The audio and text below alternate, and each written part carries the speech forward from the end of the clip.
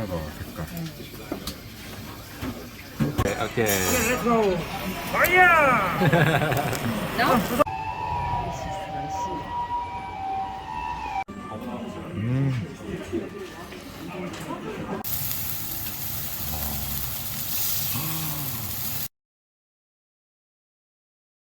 안녕하세요, 친구의 불장난입니다. 이곳은 공항. 오늘 목적지는 한국이 아닙니다.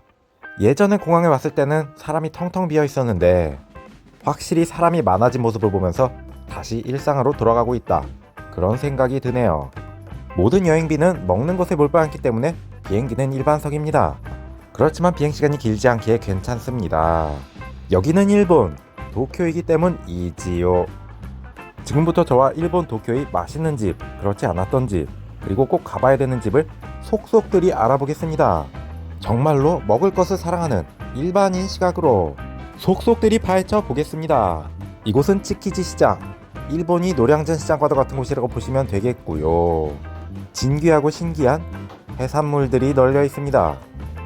그 중에서도 눈에 띄는 건 역시 참치들이네요. 해산물 천국입니다. 츠키지 시장 곳곳에는 오래된 스시집들이 있습니다. 그 중에서도 여기 자신있게 추천합니다. 츠키지 스시다이, 둘이 먹다 하나가 다이해도 모르는 죽이는 곳입니다. 방금 펀치라인 지렸네요. 일단 가격이 미쳤습니다. 미꼬막김, 즉 오마카세 메뉴가 인당 4만원, 3만원대입니다. 메뉴판이 있지만 그림이 없으면 못 읽습니다. 이런 능력자분들 나와주세요. 일본어를 못해도 친절히 받아주셔서 어찌어찌 술도 시켰습니다. 일본에서 먹는 첫 술, 미꼬막김의 시작은 언제나 그렇듯이 계란말이입니다. 어릴 적 봤던 만화 미스터 초밥왕이 생각나네요. 업장의 실력은 계란말이부터 할 수 있다. 달고 촉촉합니다. 마치 카스테레 같네요. 그 다음 흰살 생선, 일본어를 모르기 때문에 무슨 생선인지 알 방법이 없습니다. 이것은 광어 같군요. 이 집의 초밥들은 특이하게 간장 소스를 찍지 않습니다. 밥과 생선에 은은하게 간이 배어 있습니다. 너무 적지도 너무 많지도 않은 밥의 양이 아주 딱 좋네요. 이거 한 입에 정말 할 말을 잃었습니다. 4만원짜리가 맞나? 그 다음 참치 뱃살. 붉은 생선 매니아인 제가 정말 환장하는 부위이고요. 흰살 생선에 비해 부드러움과 지방질을 함께 갖추고 있어서 제 입맛에 딱 맞습니다. 씹을 필요가 없어서 깜짝 놀랐습니다. 깜짝 놀랐으니까 한 잔 더. 그 다음 단새우. 스시집에 가면 단새우를 꼭 먹어줘야 제대로 먹었다고 할 수 있습니다. 아니라고요? 알겠습니다. 그래도 여기 단새우는 맛있으니까 꼭 드셔보세요. 다음은 잿방어로 보입니다. 겨울이라 제철이겠네요. 다소 기름기 있는 생선을 위트 있게 유자청으로 맛을 살렸습니다. 그 다음은 멍게. 비린맛에 거부감이 있는 분들도 호불호 없이 드실 수 있습니다. 멍게가 그게 말이 되냐고요? 여기선 말이 됩니다. 그 다음 송어스시. 색깔이 정말 곱네요. 육안으로 봐도 보이는 신선함 보이십니까? 역시 씹을 필요가 없습니다. 그 다음 제 최애 고등어회입니다. 제가 제일 사랑하는 제주도의 고등어회 맛을 따라잡을 수 있을지 기대가 되네요.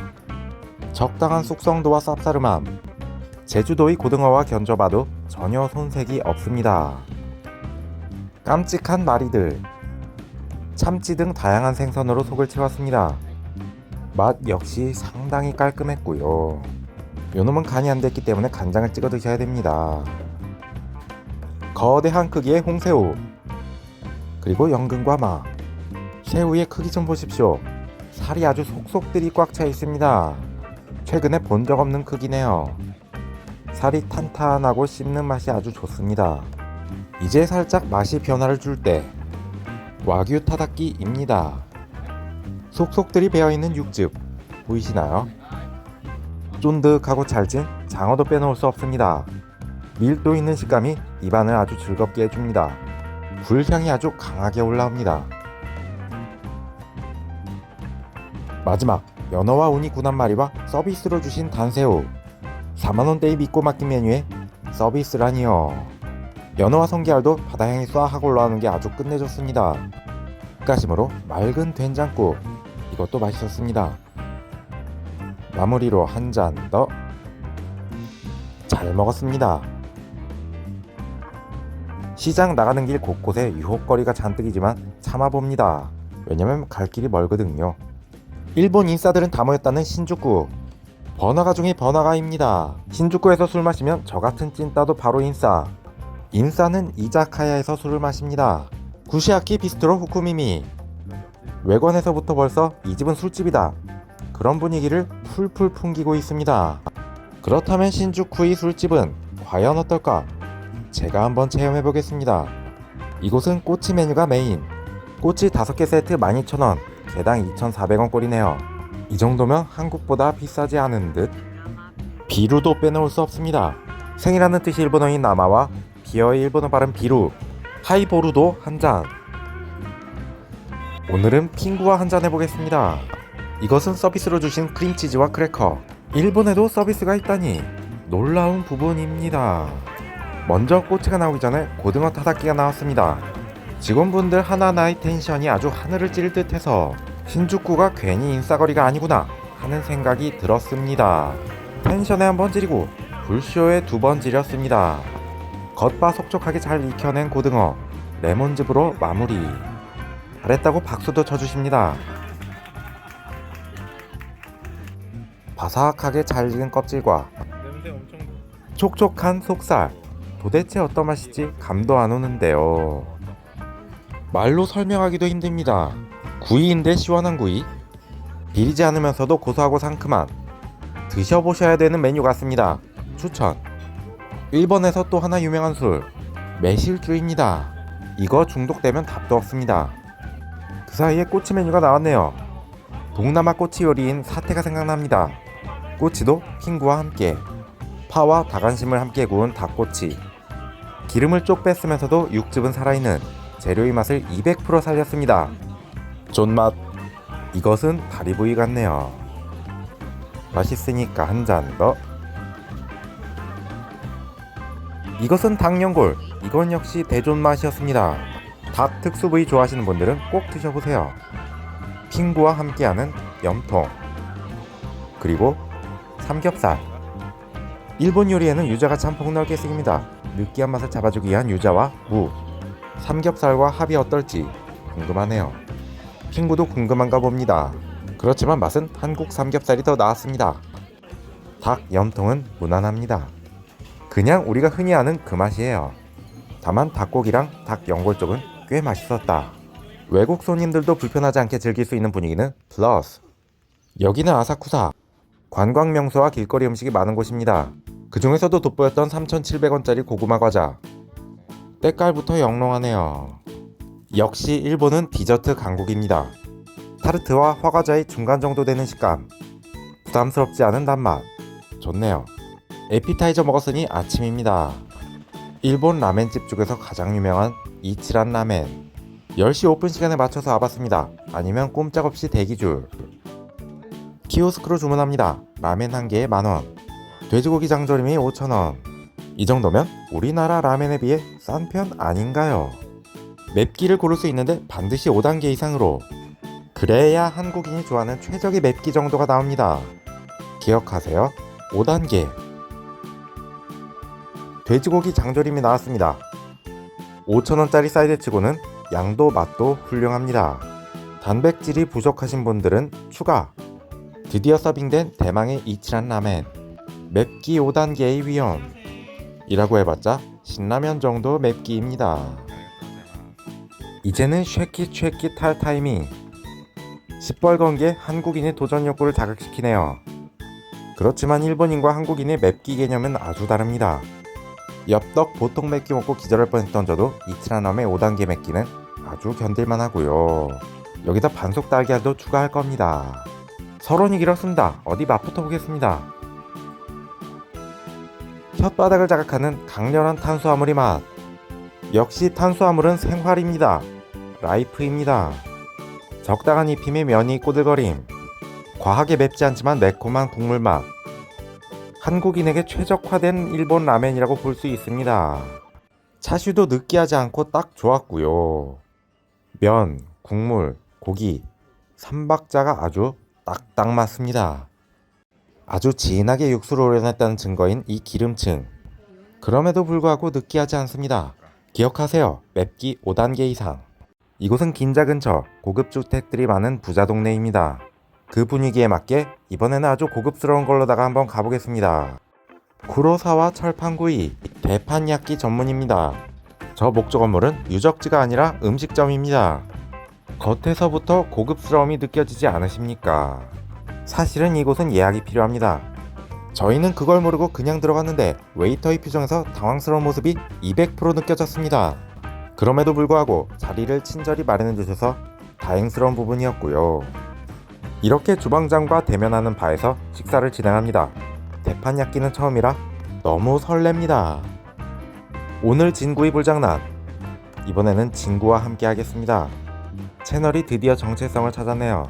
셰비체 스타일이 해물 샐러드. 좋은 음식은 술과 함께하는 게 인지상정이지요. 이번에도 비루와 함께입니다. 44,000원짜리 런치 코스의 시작으로는 나쁘지 않네요. 아니, 나쁘지 않은 정도가 아니라 미쳤습니다. 관자 죽이고요. 문어 오집니다. 광어는 역시 맛있습니다. 가성비 지리니까 한 잔 더. 오늘의 수프인 토마토 수프입니다. 일본식 경양식이 전형, 어릴 적 먹던 경양식의 추억이 밀려오네요. 드디어 본론으로 들어갑니다. 최상 등급의 와규. 바로 앞에서 철판으로 구워주십니다. 철판구이장인 구로사와 선생님. 고기가 익는 모습을 눈앞에서 보니 아주 행복합니다.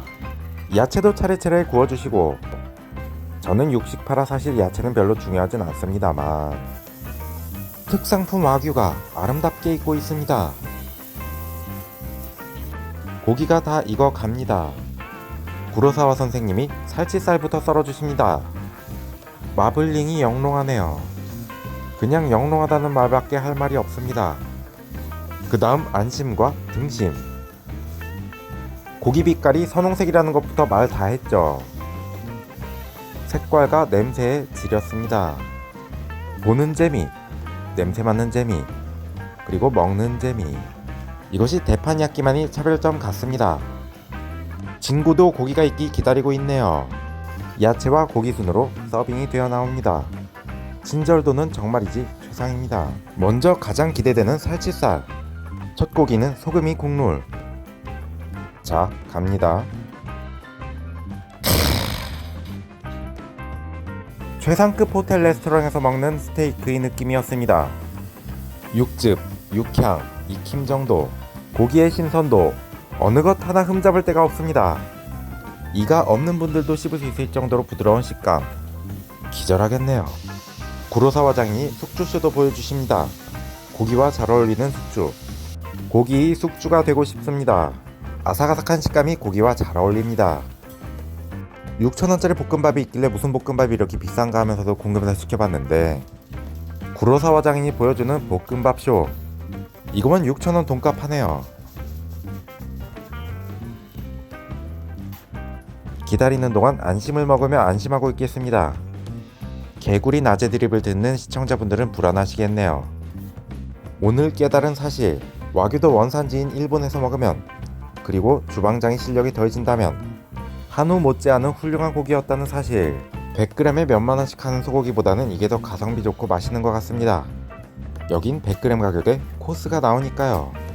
잡설하는 동안 볶음밥이 마무리되고 있습니다. 이것은 볶음밥에서 나온 누룽지. 용도가 다 있습니다. 볶음밥 뚜껑입니다. 먹다 보면 치킨 수프로 숭늉을 만들어 주십니다. 이건 역시 흔치 않은 맛. 마지막 고기 한 점까지 잘 먹었습니다. 입가심으로 한 잔 더. 끝인 줄 알았는데 끝이 아니었습니다. 훌륭한 퀄리티의 브라우니와 소르베, 그리고 푸딩. 마지막까지 즐겁게 해주시네요. 44,000원짜리 코스로 왕처럼 대접받은 하루. 좋았습니다. 이곳은 아키하바라의 전자상가 거리. 일본이 용산이라고 보시면 되겠습니다만 거기에 오덕을 곁들인. 그런데 이곳에 미쉐린 빕구르망에 선정된 돈카츠 맛집이 있다고 해서 찾아왔습니다. 는 개같이 실패. 가는 날이 장날이라고. 주방기구가 고장나서 휴무네요. 영업시간 미리 잘 보고 가세요. 도토로 커피나 한잔 때리고 가겠습니다. 가격대는 약 2,000원대. 한국과 비슷합니다. 간단한 식사 메뉴도 있네요. 그렇지만 맛은 같은 2,000원대 커피보다 훨씬 뛰어났습니다. 배고플 시간이 지나서 배가 안 고프네요. 백화점 쇼핑이나 하겠습니다. 그런데 참새가 방앗간을 못 지나간다고. 백화점 푸드코트가 폭풍 마감 세일하고 있지 뭡니까. 3,000원짜리, 5,000원짜리 눈이 안 돌아갈 수가 없습니다. 역시 사람 사는 곳은 다 똑같다고 일본 백화점도 마감 세일을 하네요.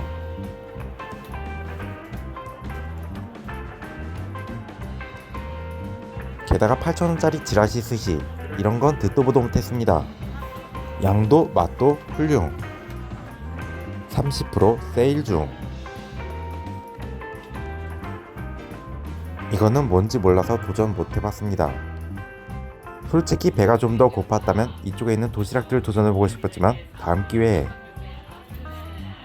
계란말이 도시락이 2,000원. 스테이크 도시락도 가성비가 좋습니다. 게다가 이렇게 큰 후토마키가 7,000원이라니요. 15,000원으로 둘이 한 끼 끝. 지금은 새벽 2시 도쿄 우에노역. 지하철역도 문을 닫고 있네요. 홍대 같은 곳이라면 늦게까지 술을 마시겠지만 도쿄에서는 글쎄요. 같은 건 괜한 걱정입니다. 사이렌 소리가 좀 신경 쓰이지만 이곳에도 24시간 술집들이 많이 있기 때문이지요. 여기가 일본인가 한국인가? 24라고 적혀진 간판을 보니 반갑네요. 가게 이름은 대놓고 24시간 초밥집입니다. 안에서 술 마시는 손님들이 꽤 있는 모양인데요. 24시간 영업. 그럼 들어가 보겠습니다. 술집에 들어가면 술부터 시키는 게 인지상정이지요. 서비스로 계란을 내어주시는데요. 은근히 일본에 무료 서비스가 많네요. 한국인 줄 알았습니다. 아니, 한국에도 이런 계란 서비스까지는 잘 없는 것 같고요.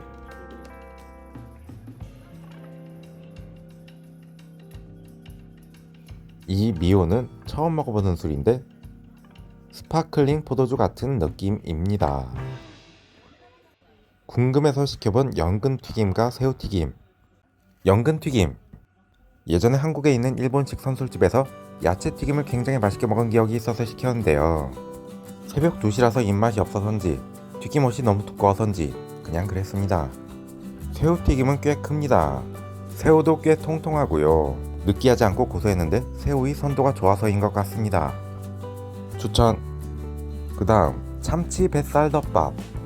회를 시켰어야 되는데 한국에 온 지금까지 왜 새벽 2시에 덮밥을 시켰는지 아직까지 후회하고 있습니다. 게다가 밥이 상태가 그렇게 좋지는 않았습니다. 참치 자체의 맛은 꽤 좋았는데요. 맛없는 밥이 참치 자체의 맛을 온전히 느끼는 것을 방해하고 있는 느낌이랄까요. 다시 말하지만 참치 자체의 맛은 좋았습니다. 이 밥만 어떻게 해주세요. 그렇지만 참치 자체는 맛이 좋고 이 정도 퀄리티의 참치 뱃살이 이 정도 가격이라면 나쁘지는 않은 것 같습니다. 그래서 하이볼도 또 시켜봤습니다. 회 한 접시도 추가했고요. 덮밥과 연근튀김에서 조금 실망했지만 나머지는 나쁘지 않았습니다. 현명하게 메뉴 선택을 잘하면 가성비 있게 맛있게 먹을 수 있을 것 같다고 느꼈습니다. 그리고 일단은 24시간 영업이라는 점이 가장 큰 메리트. 일본 현지인들이 흥과 바이브를 바로 옆에서 느낄 수 있다는 점이 가장 재밌었던 점 같습니다. 옆자리 일본 커플이 대화는 알아들을 순 없지만 재밌어 보였습니다. 다음날 아침 해장하러 갑니다. 이곳은 역시 아키하바라. 가장 일본스러운 것으로다가 한번 먹어보겠습니다. 요시노야, 일본의 김밥 천국. 소고기 덮밥, 규동이 시그니처 메뉴입니다. 그 누구라도 혼자 와서 편히 먹을 수 있는 혼밥 분위기가 잘 조성되어 있고요. 기본 규동에 날계란 추가. 소고기가 꽤 푸짐해 보입니다. 계란은 이렇게 흰자를 걸러서 노른자만 넣으면 됩니다.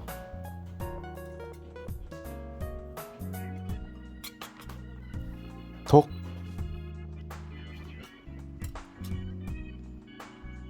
그럼 이제 쓱 까보는 타이밍. 고기는 야들야들하고 노른자의 녹진한 맛도 좋았고 밥맛도 괜찮았습니다. 김밥 천국치고 나쁘지 않은데? 라고 생각했던 것도 잠시. 성인 남자가 온전히 한 그릇을 먹기에는 부족한 고기의 양. 역시 김밥 천국은 김밥 천국이네요. 여기서 일본 도쿄 먹방 여행을 마무리하고 집으로 돌아가려 합니다. 츠키치 스시다시와 구로사와는 2번 3번 가고 싶은 가성비 넘치는 맛집이었고요. 요시노야는 싼 가격에도 불구하고 뭔가 아쉬움이 남는 그런 곳이었습니다. 그렇지만 한국이 물가가 비싸진 것인지 일본이 싸진 것인지 전체적으로 가성비가 훌륭한 곳들이 많았다는 느낌이었습니다. 이것은 어디까지나 저희 개인적인 경험을 바탕으로 한 후기입니다. 평론가가 아닌 일반인의 입장에서 맛있었다고 느낀 곳, 그리고 현지인들이 많이 찾는 곳 위주로 골랐으니 맛있게 봐주시면 감사하겠습니다. 재미있게 보셨다면 구독과 좋아요 부탁드립니다. 감사합니다.